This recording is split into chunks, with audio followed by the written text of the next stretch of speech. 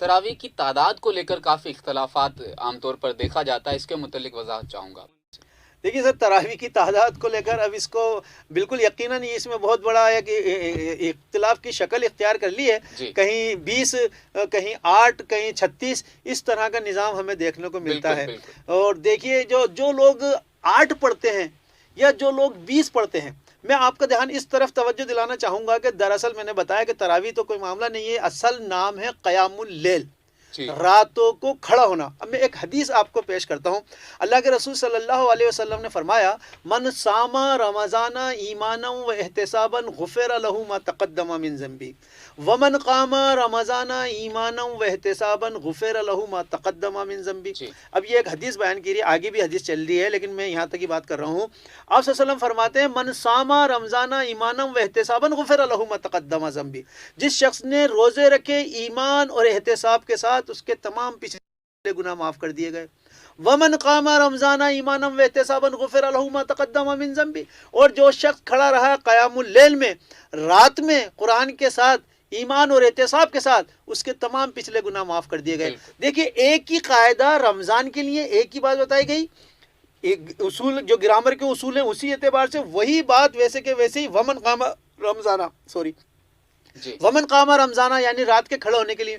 اب سوال یہ ہے سر کہ یہ میرا جو روزہ ہے یہ تو 16 گھنٹے کا، 18 گھنٹے کا، 14-15 گھنٹے کا ہو رہا ہے، یہ رات کا کھڑے ہونا میرا کتنی دیر کا ہے؟ بالکل 1 گھنٹہ، 1.5 گھنٹہ۔ جو 8 پڑھ رہا ہے وہ بھی 1-1.5 گھنٹے میں فری، اور جو 20 پڑھ رہا ہے وہ بھی 1-1.5 گھنٹے میں فری۔ بالکل صحیح بات ہے، یعنی کہ بلکہ آدمی یہ کہتا ہے کہ پتہ کرو بھائی کون سی مسجد میں تراویح جلدی ہو رہی ہے، بالکل اور تعداد ایسا کا دیکھا میٹر ہی جاتا نہیں ہے جی وہاں تو یہ۔ تو سر ایک اور حدیث مجھے یاد آ گئی، آپ صلی اللہ علیہ وسلم فرماتے ہیں کہ کل قیامت کے دن روزہ آئے گا جی اور رب سے کہے گا کہ یا رب، میں نے اس کو دن میں کھانے پینے سے روکے رکھا، میں نے اسے تعلق زن و شو سے روکے رکھا، تم میری سفارش اس کے حق میں قبول فرما۔ جی پھر قرآن حکیم آئے گا اور اللہ تعالیٰ سے کہے گا کہ یا رب، میں نے اس کو رات کو کمر بستر سے لگانے سے روکے رکھا، بالکل یہ مجھے ہی پڑھتا سنتا سمجھتا رہا، بالکل لہٰذا میری سفارش تو اس کے حق میں قبول فرما۔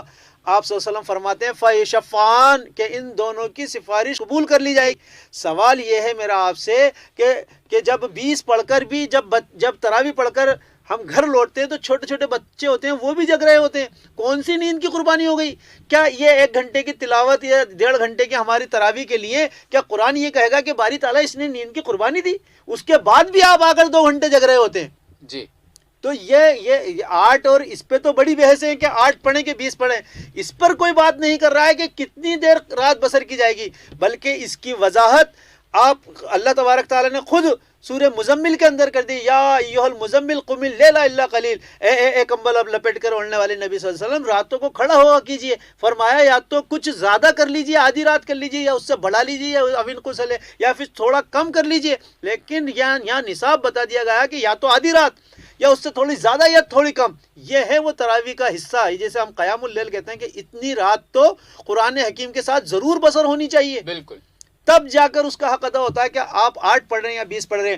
لیکن لوگ یہ جواب دیتے ہیں کہ نبی صلی اللہ علیہ وسلم نے تو 8 پڑھی ہیں، جی تو بھائی ان کا سوال کا جواب یہ ہے کہ 8 پڑھی ہیں تو انہوں نے تو پھر 3 دن پڑھی ہیں، پھر آپ کیوں مسجد میں 30 دن پڑھتے ہیں؟ بالکل اور پھر آپ کیوں اپنا امام کھڑا کر کر جماعت بنا کر کرتے ہیں؟ تو گویا کی اضافیت تو آپ نے بھی کی، جی 3 دن کو آپ 30 دن پڑھ رہے ہیں، اور امام بنا کر جماعت کے ساتھ کھڑے ہو کر ان کے پیچھے کھڑے ہو کر سماعت کر رہے ہیں۔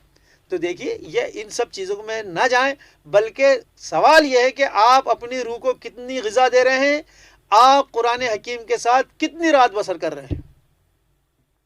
ایسے بھی یہ نفل عبادت ہے۔